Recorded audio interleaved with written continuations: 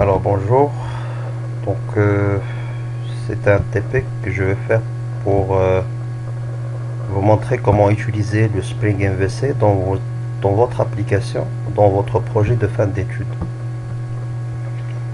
Alors voilà, je vais essayer de prendre un exemple. Je reprends exactement ce qu'on a fait la dernière fois lors de la séance officielle,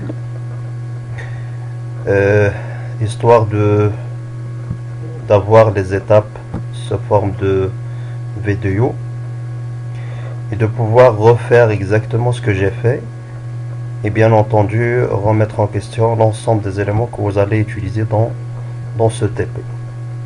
Mon but c'est de créer une application web dont la partie présentation est développée en utilisant le framework Spring MVC. Donc c'est ça la finalité, ça veut dire de travailler dans la partie présentation du projet et non pas dans les autres couches ou dans les autres parties. Alors, je vais créer un projet web pour tester ce qu'on va essayer de faire. Donc, un petit projet de test. Et bien entendu, tout ce qu'on va faire dans ce projet, vous allez le reprendre dans le projet que vous avez déjà travaillé. Alors, nouveau projet.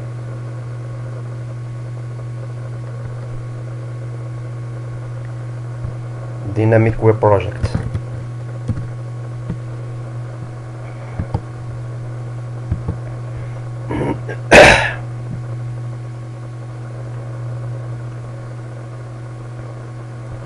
Je donne un nom. Alors PFE Spring MVC.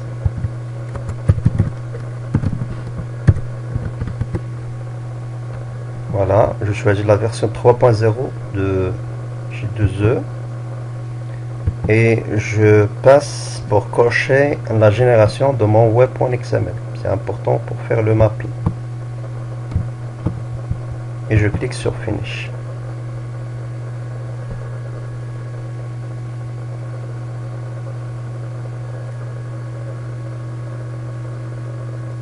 À savoir que le Spring MVC, il implémente le patron de conception MVC2. Ça veut dire que lui aussi, il propose un contrôleur principal, comme d'ailleurs l'ensemble des frameworks qui opèrent dans la partie présentation de nos projets. Il faut faire attention à bien comprendre le principe de MVC2, puisque l'ensemble des frameworks que vous allez dorénavant utiliser se base principalement sur ce patron de conception. Alors on attend la création de notre projet dynamique, donc c'est un peu lent puisque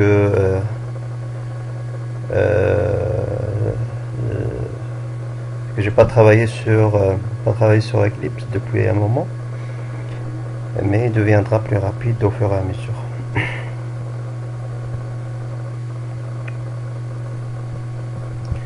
Voilà, mon projet il est créé, c'est un projet web. Je clique dessus, je remarque les sources. Là où je dois mettre les sources, là où je dois mettre le contenu web. Alors pour les sources, on crée les packages. Le package qu'on va créer, c'est les packages de l'ensemble des couches. Mais étant donné que aujourd'hui on traite que la partie présentation, je crée deux packages, un pour la couche et un pour les modèles.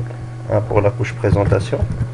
Le projet qu'on fait, c'est un projet d'authentification, donc je commence par Hot, c'est un choix, présentation, la couche présentation de mon module d'authentification, et un autre package pour les classes modèles.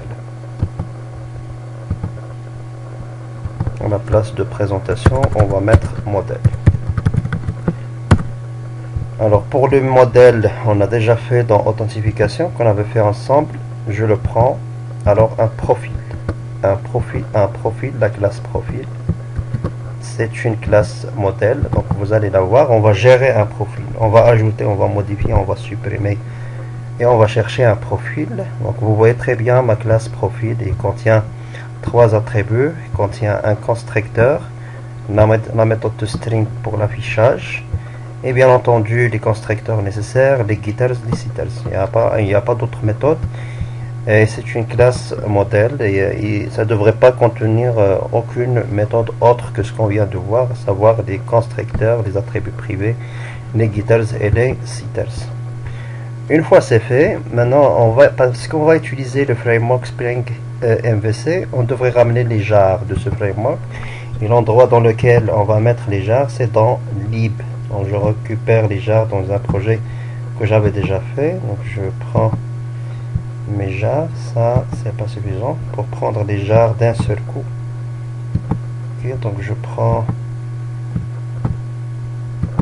voilà, dans lib. Voilà donc les jars du framework Hibernate et bien entendu les jars de Spring. Je prends tous les jars, voilà, copier et je les colle dans lib.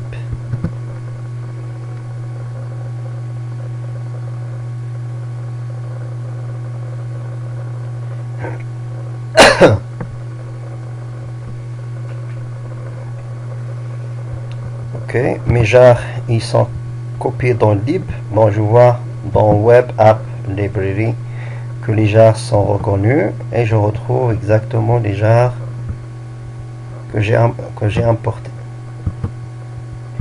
Voilà, c'est bon. Donc mon projet il est là. Ce que je viens de faire dans mon projet, j'ai créé, pardon, mon projet. Est-ce que j'ai travaillé dans le bon projet? Lib, effectivement. Voilà. Dans Web Apps, j'ai les jars et ça c'est une bonne chose. Donc ce que je viens de faire dans mon projet, j'ai créé deux packages pour le moment. Dans le package models, j'ai créé la classe profil qui contient des attributs, les getters, les setters et les constructeurs. J'ai récupéré l'ensemble des jars nécessaires dans ce TP. Maintenant, étant donné que le framework Spring MVC il implémente le patron de conception MVC2, ça veut dire qu'il va donner une servlet qu'on devrait configurer dans le web.xml. Une servlet qu'on appellera le contrôleur principal de notre application. Alors cette servlet, il s'appelle dispatcher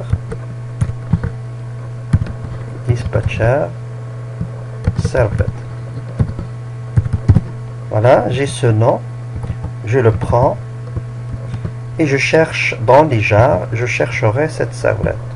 Voilà, donc je la trouve. Elle est là, ma servlet. Je rentre dedans et je récupère le package de cette classe servlet, dispatcher servlet. Et vous voyez très bien que dispatcher servlet est une servlet par héritage, mais pas directement. Il n'y a pas directement un lien d'héritage avec HTTP servlet, mais là on est dans une autre servlet, framework servlet. C'est celle-là qui m'intéresse, donc je la prends et je reviens.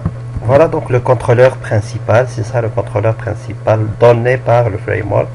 Si vous voulez savoir dans quel jar ça existe, bien entendu, vous allez le savoir ici, donc ça vous donne le jar, c'est en Web Servlet, bien sûr, Spring Framework, Web Servlet.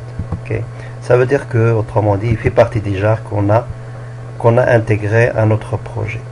Maintenant, je récupère les balises qu'on a déjà vues ensemble pour faire le mapping, la balise servlet et la balise servlet mapping.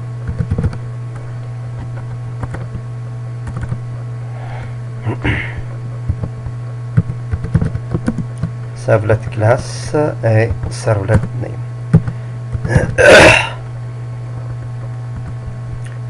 Ok, on prend servlet name et l'URL pattern. Le contrôleur principal, par sa définition, il va intercepter l'ensemble des URL. Donc je mettrai ici dans l'URL pattern / pour dire l'ensemble des URL que je reçois. Et là, on va mettre notre classe servlet. Donc je viens de mapper maintenant, de remplir l'URL pattern pour dire l'ensemble des URL que je vais recevoir à partir de mon navigateur seront automatiquement traités par le dispatcher servlet. Donc c'est lui qui va gérer l'ensemble des URL qui vient à partir de mon navigateur. J'appellerai dispatcher, ma servlet name, donc le name de la servlet, c'est un choix. Mais une fois que vous avez pris ce choix, il faut que vous rajoutez à votre projet un fichier de configuration qui porte ce nom.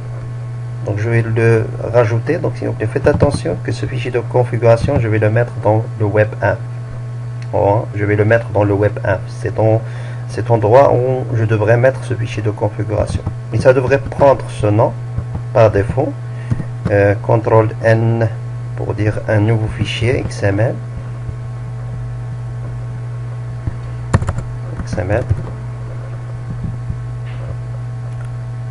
Voilà, fichier XML qui portera le nom de ma servlet name moins servlet. Alors son nom sera recherché par défaut par le framework. Donc je devrais faire une configuration si je veux le changer, mais par défaut il cherchera le name de la servlet, dispatcher. Donc vous allez le remarquer, dispatcher, c'est dispatcher que j'ai utilisé et j'ai rajouté moins servlet. Voilà, ok, finish.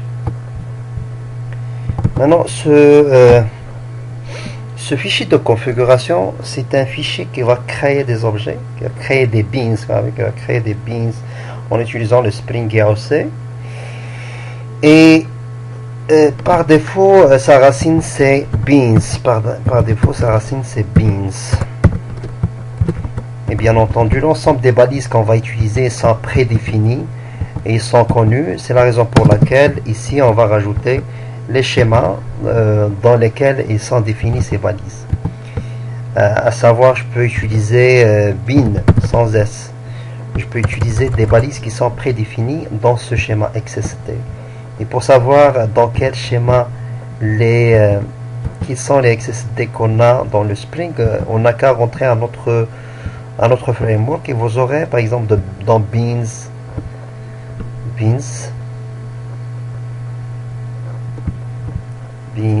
voilà, XML, et là vous aurez des schémas XST qu'on a pour beans par exemple. Vous avez un schéma XST, prenons celui-là. Donc c'est un fichier aussi XML qui donnera l'ensemble des balises dont on a droit.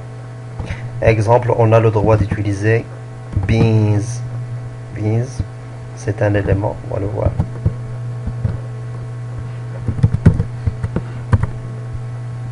Voilà.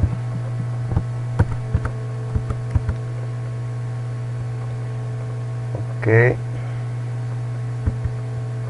Voilà, beans, elements, l'élément beans, ça veut dire que les développeurs, ils ont le droit d'utiliser une balise qui porte le nom beans. Donc c'est de cette façon, à travers ce schéma XST, l'ensemble des balises qu'on peut utiliser ici sont prédéfinies. Donc je récupère le chemin de ces fichiers XST. Comment on fait une référence sur ces fichiers XST? Alors je prendrai un exemple déjà fait pour gagner un peu de temps. Et je partagerai bien entendu avec vous ce projet pour les gens qui veulent reprendre ce que j'ai fait. Voilà. Donc je prends la balise beans totalement.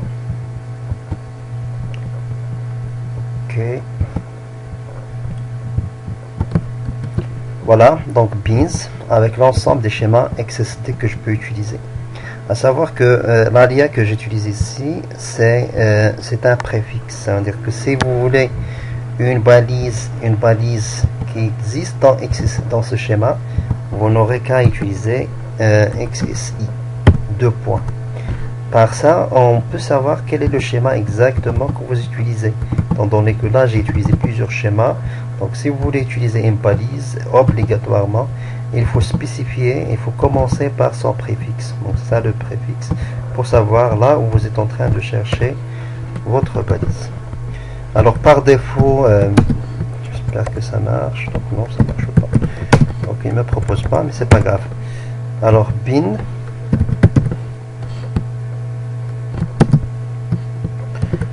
Ok. Donc, je récupère un premier bin. Il faut savoir que ici le Spring MVC va se baser sur deux composants qui sont principaux dans ce framework. Le premier, c'est le mapping handler. Le mapping handler, son rôle, c'est que c'est lui qui va faire la liaison entre l'URL et la classe qui va la traiter. L'URL et la classe qui va la traiter. Ça, c'est le premier composant. On va le voir en détail tout à l'heure. Et le deuxième composant, c'est la view resolver. Donc, c'est elle qui va donner à quelle view, ou la destination, la page destination à laquelle on va partir si jamais on a réalisé une action. Alors, cette configuration, il se fait dans ce fichier. Ces deux composants, on va les faire dans ce fichier. Par rapport à view resolver, on va le récupérer encore une fois. La classe de ce composant, la classe qui va traiter ce composant, c'est cette classe. Alors voilà.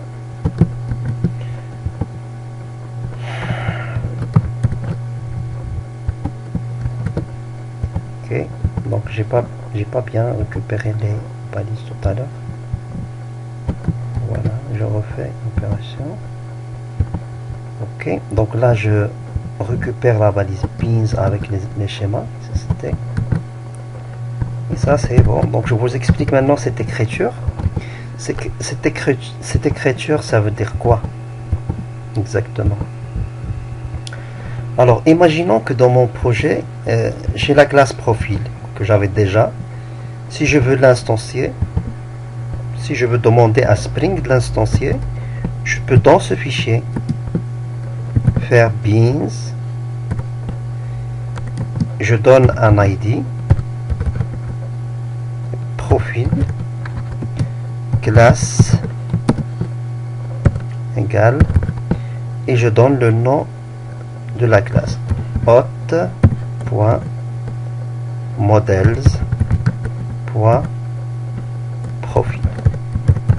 Alors si je donne cette écriture à Spring IOC cette fois-ci, ce qu'il va me faire, c'est que à chaque fois que je veux un objet de profil, je vais le demander par cet ID. D'accord? C'est-à-dire que c'est le framework qui va se charger de m'instancier profil. Je ne vais plus l'instancier par new profil. C'est la même chose ici. Donc on va demander à Spring d'instancier automatiquement d'instancier un objet de cette classe. Un objet de cette classe qui a deux attributs. Il y a deux attributs. Et à ces attributs, on va affecter ces valeurs. Donc par rapport au préfixe, on va affecter la valeur /webinf/gsp. Ça c'est pour dire que l'ensemble des pages GSP qu'on va créer au niveau de notre projet vont figurer ici dans un dossier GSP. Ok, je reviens. Ils vont figurer dans le WebInf dans un dossier GSP qu'on va créer tout à l'heure.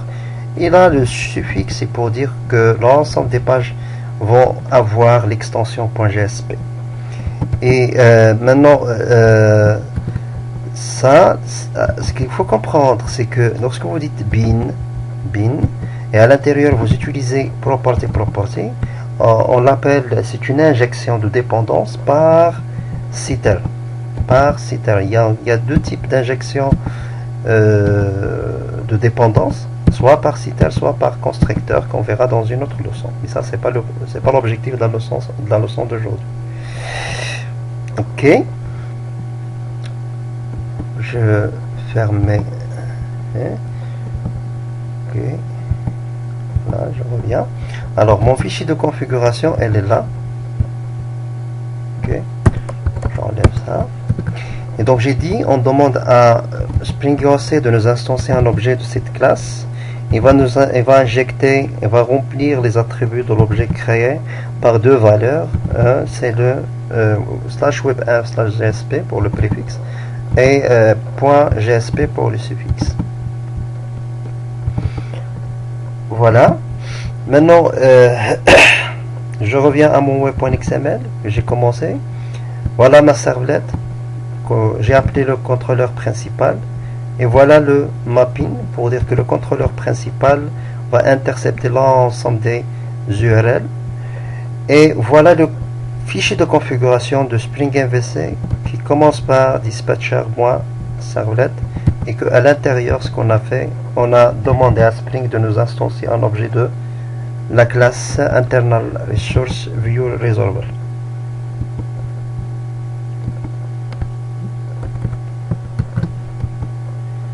Ok.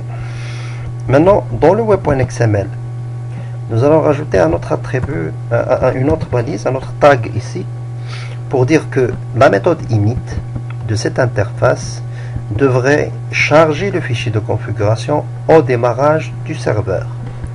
Le tag ou la balise c'est load on startup 1. Dans ce cas, lorsque le Tomcat démarre ou lorsque le serveur d'application de façon générale démarre, il va à la méthode dispatcher servlet et précisément la méthode init et il va l'exécuter. Donc c'est ça le but de load on startup. Okay. La page d'accueil maintenant. Acceptons qu'on va mettre une page d'accueil qui s'appellera index.gsp.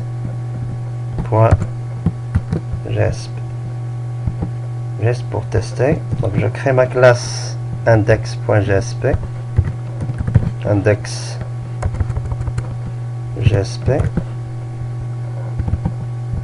Index.gsp.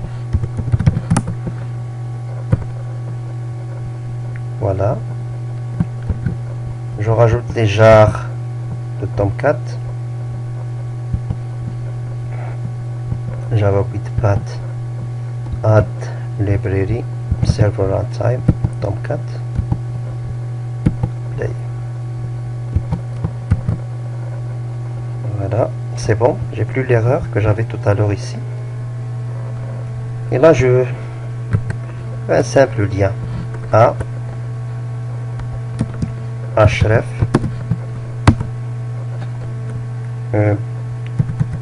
une URL add ou bien add form, le formulaire pour l'ajout, gestion des profils.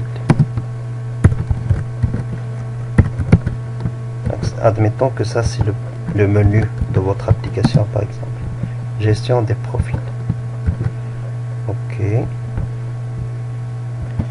Voilà, donc je run en serveur.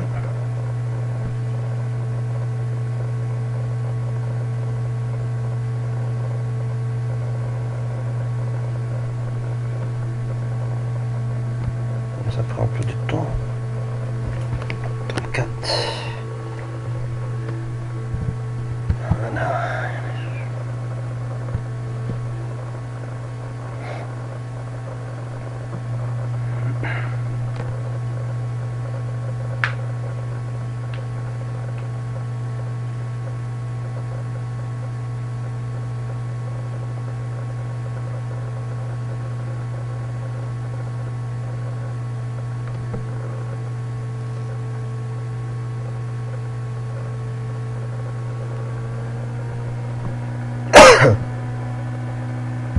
Ok, je reviens à la console pour voir qu'est-ce qu'on a. Alors en principe, parce que le serveur a démarré et que j'ai le load en startup, en principe je dois voir ici quelque chose qui m'informe que on a initialisé Spring Framework Servlet. Ça veut dire que la méthode init de la servlet a été exécutée pour parser le fichier XML dispatcher servlet, pour parser le fichier XML dispatcher. Et là vous voyez comme quoi on a chargé au Spring MVC a chargé son fichier de configuration lors du démarrage de Tomcat, puisque le Tomcat vient d'être démarré et que vous voyez très bien que le dispatcher servlet a été chargé, et vous voyez que effectivement le fichier recherché c'est dispatcher servlet et c'est pas un autre. La raison pour laquelle, encore une fois, il faut garder ce nom, c'est le name servlet, moi servlet, qui sera recherché par le framework Spring MVC. et que ça sera, il sera chargé au démarrage parce qu'on a le load en startup configuré dans le web.xml.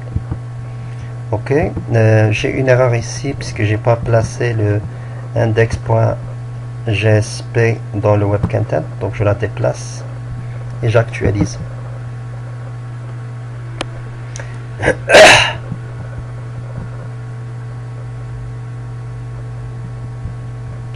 Ok, actualiser. Voilà, je refais. Maintenant c'est bon, c'est lancé, mais j'ai arrêté le serveur, je redémarre.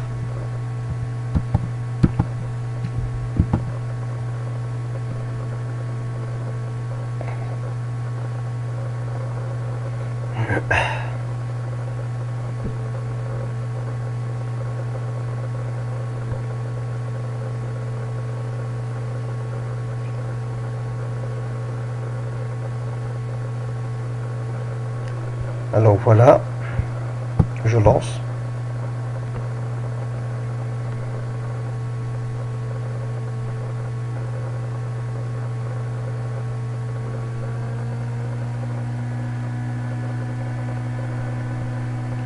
Ok, la première page, gestion des utilisateurs.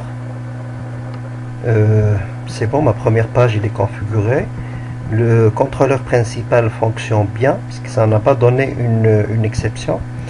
Sa méthode init il a été exécutée. J'ai vu tout à l'heure dans la console les traces, ils me disent que la méthode init il a été exécutée pour faire quoi? Pour charger, pour parser le dispatcher servlet de mon projet. Je clique dessus. Maintenant c'est bon, j'ai cliqué dessus et il me dit qu'il n'y a pas de mapping HTTP entre site URL /add form.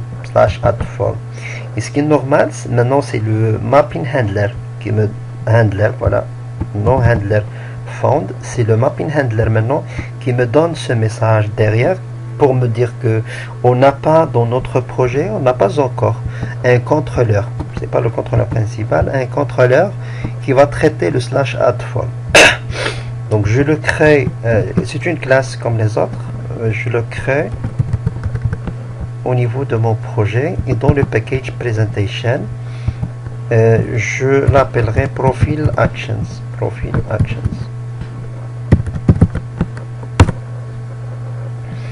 Et pour informer Spring que c'est un contrôleur qui c'est pas une classe normale comme les autres, ça c'est un contrôleur qui sera recherché par le mapping handler de Spring MVC. Donc je vais l'annoter, par la notation contrôleur qui est prédéfini dans le framework Spring et précisément dans le contexte framework context. Okay. Voilà, c'est bon, c'est une annotation, ok, c'est bon. Alors généralement profil actions, j'entends par action la méthode ajoutée, j'entends la méthode modifier,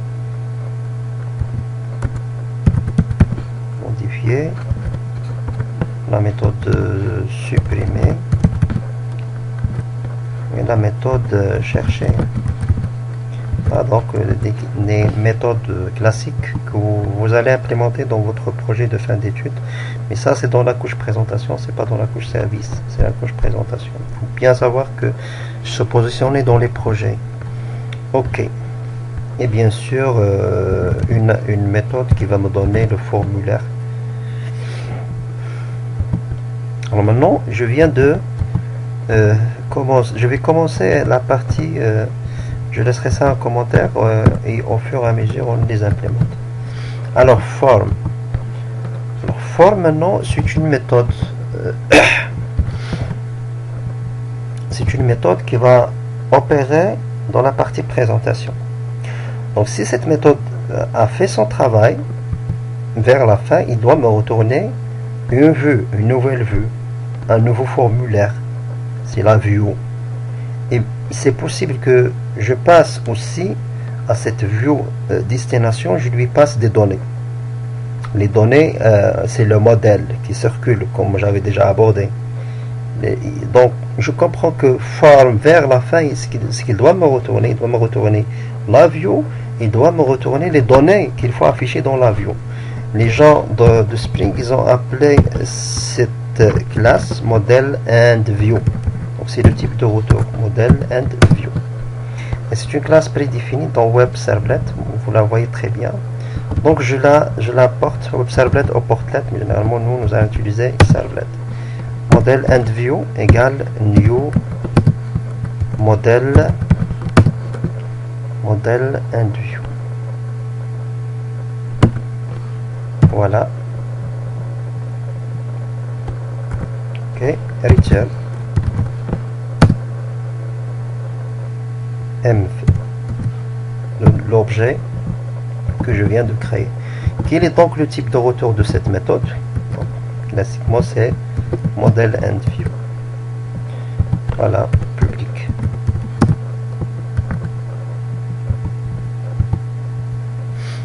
Ok. À l'intérieur de cette méthode, on passe quelle est la vue, quelle est la page GSP, profil. Maintenant, si j'écris ici profil, il ne faut pas oublier que profil, c'est pas la page, c'est pas le chemin complet de la page. Spring MVC ou bien particulièrement cette classe Internal Resource View, ce qu'il va faire, c'est que ce qui a été écrit là, à savoir profil, cette classe sera précédée par le préfixe. On va voir c'est quoi le préfixe. Voilà le préfixe. Donc on aura /webenv/gsp profil et suivi après par la partie GSP, l'extension GSP. Pour que Spring trouve cette classe, je devrais respecter le préfixe et le suffixe. Donc je crée un dossier folder que j'appellerai GSP. Voilà. Et dans GSP, je crée une page GSP file profil.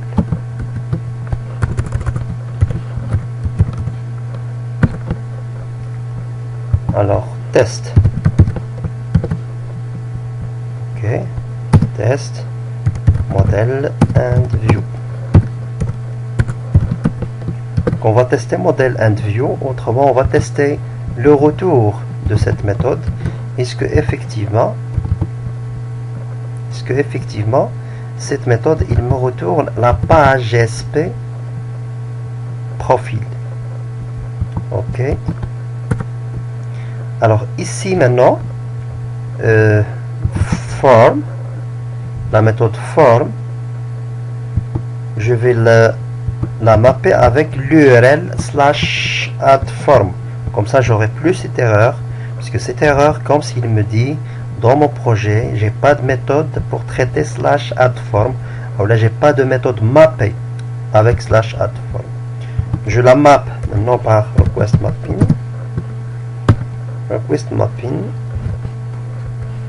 Et je donne le mapping /add_form.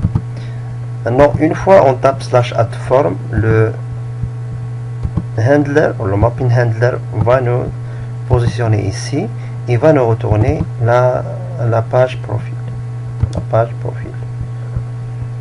Et je fais le test, un test pour voir.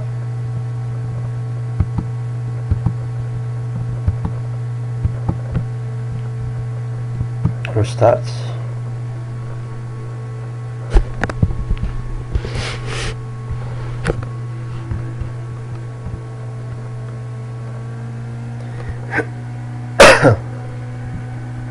Ok. Restart. No mapping. Oui. Oui. Alors ça n'a pas été instancié. Il y a un scan component que je devrais rajouter ici dans le MVC, pas le MVC ici, donc je le récupère.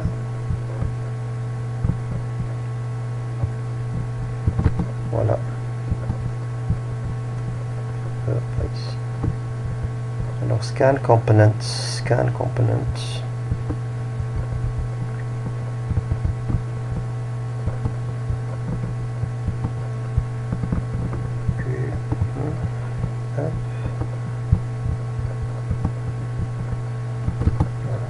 Scan component dans le contexte. Ok. Alors, le rôle de cette écriture, c'est pour dire que les contrôleurs qu'on va créer, les contrôleurs,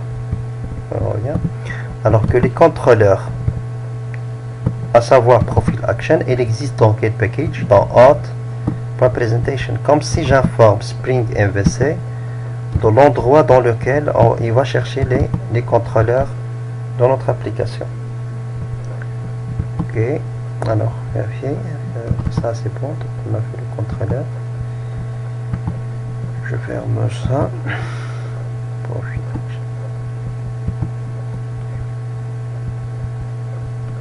Ok, un dispatcher with name.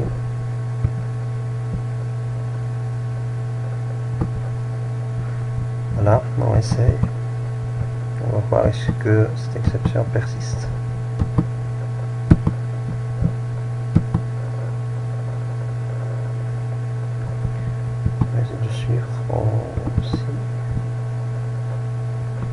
Dans la console, on essaie de suivre ce qui se passe dans la console. Ok, clique sur le bouton. Alors voilà, donc ça passe. Maintenant je reviens, j'ai ma page en cliquant sur gestion des profils /add. Maintenant il me dit test model and view, et ça montre quoi? Ça montre que tout ce que j'ai fait là, qu'on a passé par ici, on a spécifié la page destination, c'est celle-là, c'est une page SP, s'il vous plaît, notez ça, c'est une page SP, et que dans cette page SP, il n'est pas complète, elle devrait être préfixée, et elle devrait être suffixée par ce que vous avez configuré ici. C'est bon, je crois que le message il est clair. Maintenant, dans la page GSP, destination, la page profil.gsp, on va essayer de mettre un formulaire. Et un formulaire pour ajouter, modifier, supprimer un pro, etc.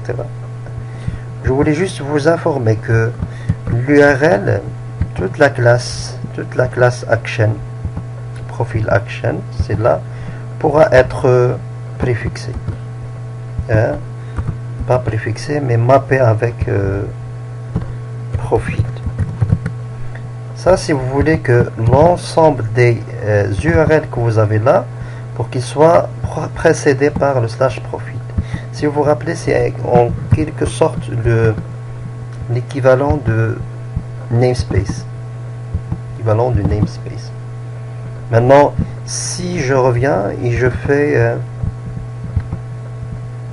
voilà, je le refais, run as.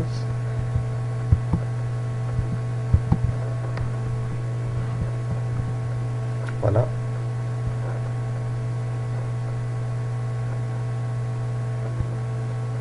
Je redémarre. Et là, si je clique maintenant, j'ai une exception qui me dit que le mapping que je viens de spécifier n'est pas correct. Parce que effectivement, pour qu'il soit correct, il devrait être précédé par /profil, /add. Je le prends, /profil, et je reviens à mon navigateur et j'essaie de taper le profil que j'ai.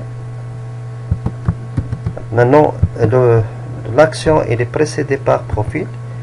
Je clique et effectivement, je vois que ça passe maintenant, étant donné que j'ai commencé par /profil. Pourquoi? Parce que le contrôleur, l'ensemble, le contrôleur, il est mappé avec /profil, et puis /profil devrait être suivi par le nom du URL qu'on a utilisé à l'intérieur de la classe. Donc c'est bon. Je ferme tout. Je reste maintenant close others. Maintenant, on va rester dans cette page profil.gsp pour utiliser un tag du framework Spring MVC. L'ensemble des frameworks de la couche présentation propose des tags à utiliser. Alors, commençons par le tag. Pour utiliser un tag, on utilise la directive taglib. Ça, tout le monde le sait, je l'ai déjà abordé. Taglib l'URI égale et le préfixe égal. Alors F pour le préfixe, l'URI maintenant. Quel est l'URI du fichier TLD proposé par le framework Spring MVC? L'URI de ce fichier TLD, on va le chercher dans les jars. Donc je reviens dans les jars et on va essayer de voir dans les jars qu'est-ce qu'on a. Les jars, voilà. Dans les jars, et dans quel jar exactement? Dans le jar web MVC. Dans le jar web MVC. Web MVC. Donc je rentre dans le web MVC et dans le meta-inf. Voilà, springform.tld. C'est ce fichier que ma page SP doit chercher. Parce que c'est là où on a défini l'ensemble des tags. Je rentre à ce fichier TLD. Et voilà, donc je trouve l'URI. Je le prends. Et je reviens à ma page GSP. Voilà donc la directive taglib. Taglib, l'URI, elle est là. On le cherche dans le jar. Vous savez maintenant dans quel jar. Et le préfixe. Et maintenant à l'intérieur, l'ensemble des balises. Vous allez utiliser à l'intérieur doivent obligatoirement commencer par F. Et là vous trouvez les balises proposées par le framework Spring MVC à travers son fichier TLD. Form. Voilà. À l'intérieur de mon form, on a dit la dernière fois, c'est défini par l'ID. Input. Donc je ne vais pas donner plus d'importance à la partie design. Ça, vous savez déjà faire. Type. Path. Ça c'est pas bien. Toujours je commence par F de point, le préfixe input ID. Okay. Je donne aussi 3. On a dit l'ID, le labelé et la description.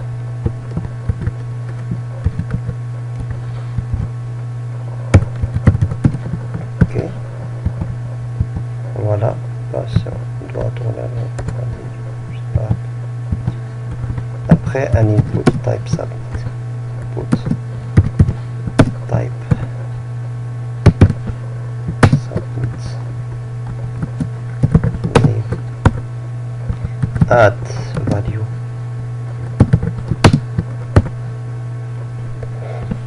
Add. Ok. Fermeture de add. Alors voyons voir. On aimerait maintenant que ces inputs ID, labelé et description. On aimerait que ces inputs ID, labelé, description soient représentés par une classe dans notre projet, une classe modèle, pardon, bien entendu.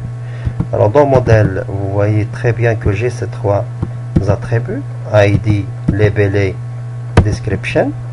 J'aimerais informer Spring, j'aimerais lui dire que à chaque fois que quelque chose a été saisi dans cette zone de texte, il faut l'injecter automatiquement dans cet attribut. Et la même chose pour les autres. À chaque fois qu'on saisit quelque chose dans un input, on l'injecte dans son équivalent dans la classe. C'est pour ça que je devrais, comme si je dois lui dire, ce form, les inputs de ce form, ils sont exact, ils seront représentés par des objets, voilà, par un objet de la classe profil. Pour dire cette information, je la donne ici. P, voilà, new profile, new profile.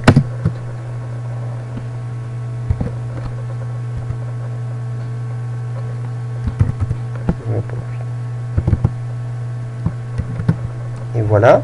Par défaut, le framework Spring MVC va chercher cet équivalent dans une variable qui s'appelle command. Lui, il va pas chercher P, il va la chercher dans command. Et si moi je mets P, il va me donner une exception. Bon, on va la voir ensemble. Exception.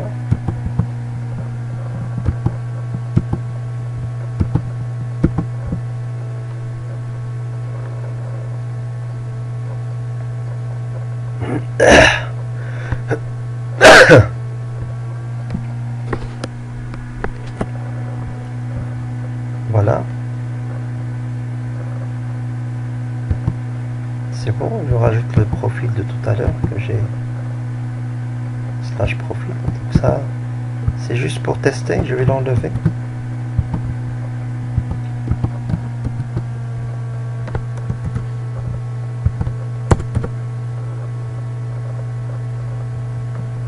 Voilà. Donc là, j'ai l'exception dont j'ai parlé tout à l'heure. On va essayer de la voir. Alors ici, on va lire ensemble qu'il me dit que j'arrive pas à trouver un objet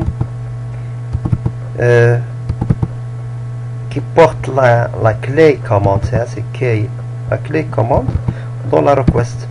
Hein? Il ne trouve pas l'objet commande, il ne trouve pas la clé commande dans la request. C'est vrai, parce que moi je l'ai changé et j'ai pas donné une clé.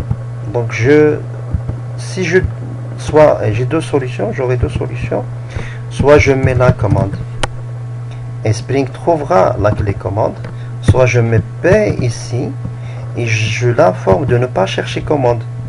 Bon, pour l'informer de ne pas chercher commande, j'utilise ici commande name P.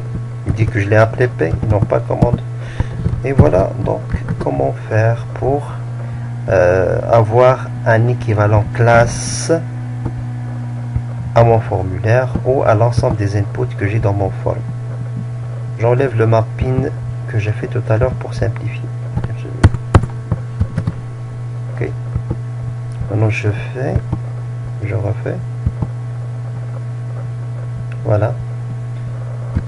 Donc je reviens, actualise ma page, gestion des profils, et là je vois que j'ai 3 champs pour saisir. Ok.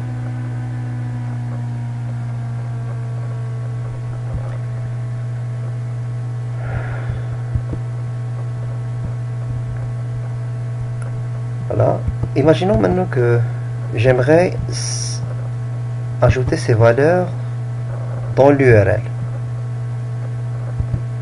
Exemple, j'aimerais ajouter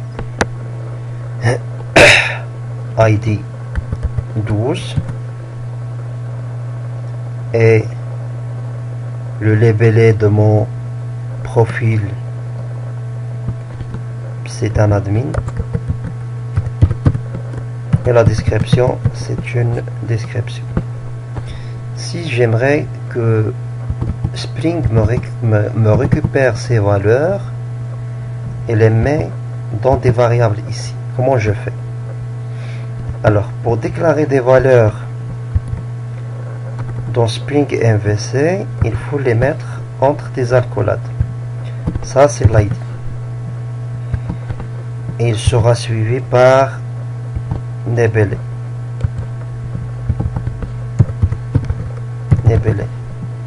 Et il sera suivi par la description. Donc comme si je dis que là, ce que je fais add form devrait être, c'est une chaîne, devrait être suivi par 3 variables, l'ID, labelé et la description. Ces variables peuvent être récupérées dans Spring MVC par path variable.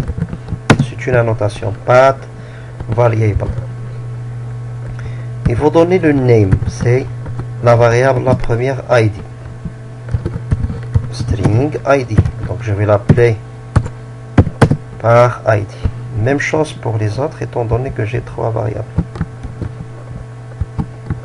Voilà. Voilà. Et je change les noms. Là, c'est pas nom, c'est labelé.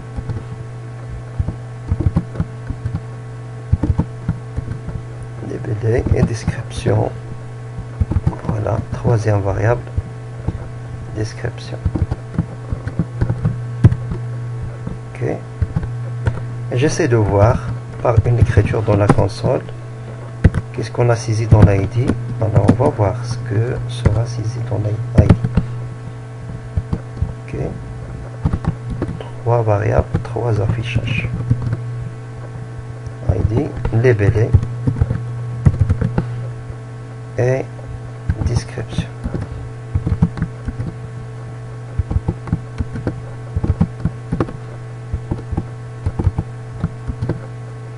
Voilà. Ok, c'est bon. J'arrête le serveur et je redémarre.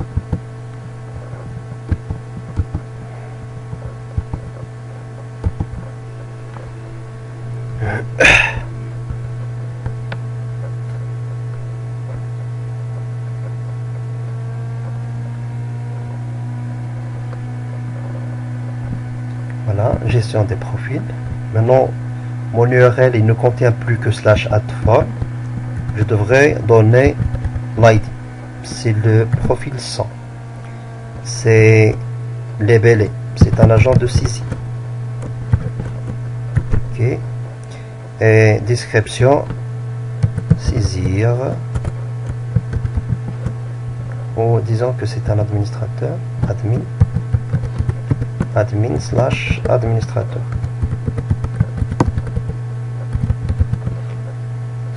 Entrée. Alors, je vois que côté serveur, maintenant, ça c'est côté client. Côté serveur, je reçois les valeurs qui sont saisies, qui sont passées dans l'URL maintenant. L'URL n'est plus fixe. Je peux mettre 105 dans l'URL 105. Et vous voyez très bien que côté serveur, ça change. Je peux mettre admin 1. Et vous voyez aussi que côté serveur, ça change. Donc l'URL, ça n'est plus des URL statiques, mais des URL qui comportent des variables, comme vous voyez. Et pour récupérer la variable côté serveur, d'abord il faut la mettre, le nom de la variable, il faut le mettre entre des alcoolades. Et puis il faut utiliser path variable. Vous donnez l'identifiant à la variable que vous avez utilisée, et là vous êtes libre de l'appeler comme vous voulez. Donc là c'est path variable qu'il faut utiliser pour récupérer les variables. Et donc comme vous voyez, si vous avez 5-6 variables, donc la signature il devient longue. C'est la raison pour laquelle les gens tentent de la réduire. Donc on peut récupérer l'ensemble des variables dans une map string. C'est la même chose, sauf que là la signature ne change pas. Variable vars, et là je spécifie rien, path variable. Donc remarquez s'il vous plaît que là c'est la signature. Si vous utilisez map, la signature ne changera pas, même si vous avez autant de variables, parce que vous avez dit que l'ensemble des variables seront stockées dans map. Autrement dit, vous dites à Spring MVC de stocker l'ensemble des variables dans une collection de type map, clé valeur. Et si vous voulez récupérer, donc pour que Spring fait cette opération, il faut l'informer par configuration, en rajoutant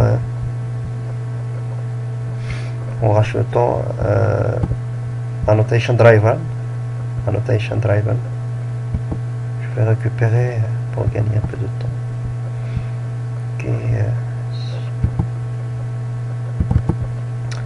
Ok, voilà, MVC.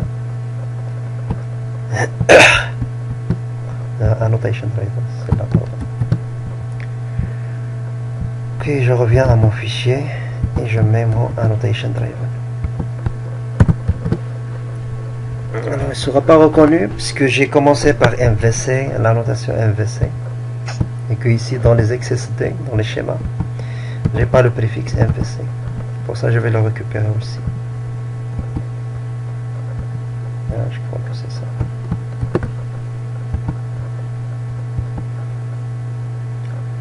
Ah, c'est pas bien ce que j'ai fait, mais c'est pas grave. Je reprends toute la. Ouais, je reprends toute la valise. Comme ça, j'aurai pas de problème.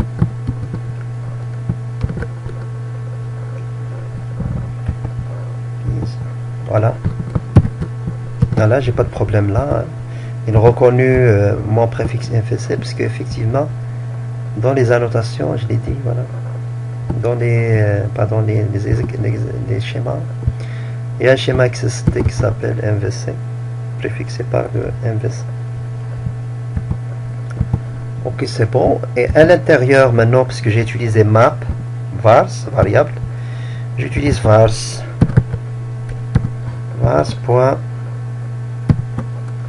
Vars.get et je donne la clé. La clé, ça devrait être exactement le nom de la variable que vous avez utilisée.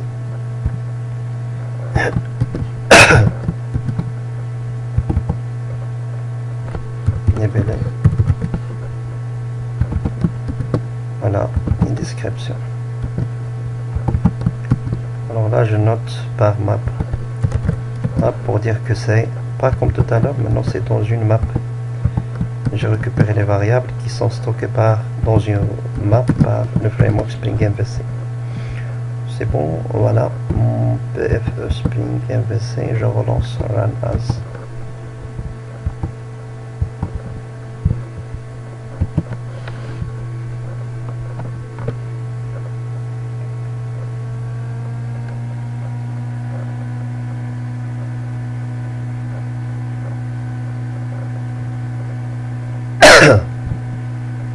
Je clique, je donne quelques valeurs, 55, admin, description, disque. Voilà, et je vois que même à travers la map, je peux récupérer les valeurs, l'ID, labelé et la description. C'est une bonne chose. Donc ça, si vous voulez récupérer les variables à partir de l'URL et non pas dans les inputs de texte. Donc c'est dans le mode get et non pas dans le mode post. C'est dans le mode get, dans l'URL, et non pas dans le mode post. Maintenant, si vous voulez récupérer dans le mode post, c'est de voir.